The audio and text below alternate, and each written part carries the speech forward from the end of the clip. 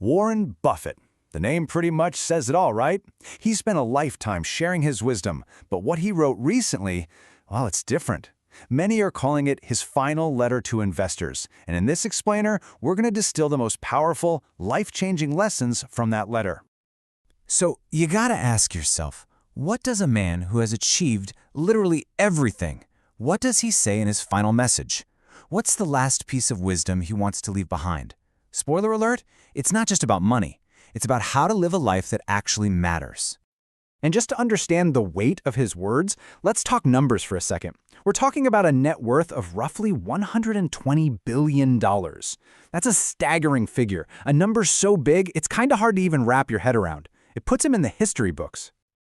But it's not just the money that gives his words so much power. It's the time. The man is over 90 years old, so this letter isn't just some annual report. It's the culmination of an entire lifetime of lessons in business, in finance, and most importantly, in life itself. But here's the crucial point, and it's really the theme of his whole message. His real wealth, the legacy he actually cares about, it has absolutely nothing to do with all those dollars and cents. It's about something much, much deeper. So let's break it down. He starts with 5 profound lessons, not for investing, but for living a truly fulfilling life. His first lesson completely flips the idea of getting rich on its head. He says that money only really becomes meaningful when it helps someone else. You see, the true value isn't in keeping it, it's in giving it away.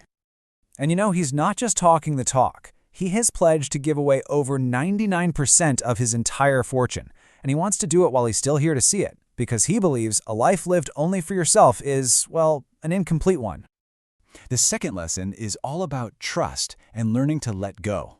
He basically says that people who try to rule from the grave have a pretty terrible track record, and he has absolutely no desire to join them. So instead of leaving behind some rigid, complicated set of instructions, he's giving his children and his foundations freedom. He believes that empowering the next generation with your trust is way more valuable than trying to control their every single move. Now, this next one is really interesting, especially coming from someone so successful. His third lesson is to stop punishing yourself for past mistakes. He says, learn from them, move forward, because it's never, ever too late to improve. And he's totally honest about it. He'll be the first to tell you he's made plenty of bad investments. But for him, a mistake isn't a loss. It's a teacher. Every single failure is just a stepping stone on the path to the next success. His fourth lesson completely redefines what it means to be great. It's not about having the most money or the most power or the most fame. No, it's about something much, much simpler. He believes that simple acts of kindness are the most valuable things we could possibly do. When you help a single person, you're actually helping the entire world. I mean, kindness costs absolutely nothing, but its value is infinite. And his final lesson on life is all about legacy. He tells this amazing story about Alfred Nobel, who accidentally read his own obituary and changed his entire life because of it. So Buffett asks us to think, if your story ended today, what would people say? Then go out and live a life that makes those words true. Okay, so that's the life advice. But, this is Warren Buffett we're talking about, so of course, he also shared his legendary rules for investing. And what's fascinating is how much his life philosophy is mirrored in his financial strategy. This is it, the foundation of his entire philosophy, taught to him by his mentor Benjamin Graham. There are only 2 rules. Rule number 1, never lose money, and rule number 2, never forget rule number 1. It's so simple, but it's powerful, and it protects you from making reckless decisions. He's also famous for going against the herd. His advice? When the market's going crazy and everyone is greedy, that's when you should be fearful. And when everyone is panicking and fearful, well, that's your opportunity to be greedy. It's a strategy that requires you to be humble enough to act when everyone else is being driven by pure emotion. And his other core rules are just as straightforward. Don't chase trends, buy shares in a good company when the price is fair. Spread your investments around to minimize your risk. And most importantly, think long-term. Don't be a day trader, be an investor.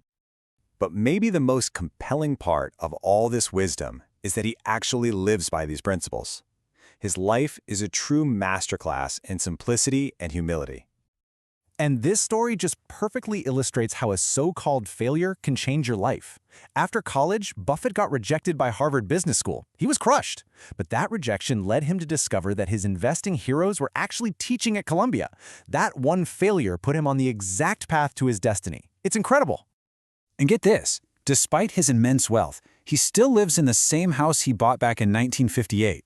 For about $31,000, he calls it one of his best investments ever, not because of its financial return, but because for him, a home is about comfort and peace, not a status symbol. So when you put it all together, the life lessons, the investing rules, the humility, what is the true legacy he really wants to leave behind? It all comes down to this one final sentence from his letter. This is the essence of his character: humility, equality, and humanity. It's a reminder that success isn't about rising above others, but about recognizing the shared humanity in absolutely everyone. In the end, Buffett's letter really turns the mirror back on us. His life offers a kind of blueprint, but the final question isn't about his legacy, it's about ours. He prompts each of us to ask ourselves, what story will my life tell?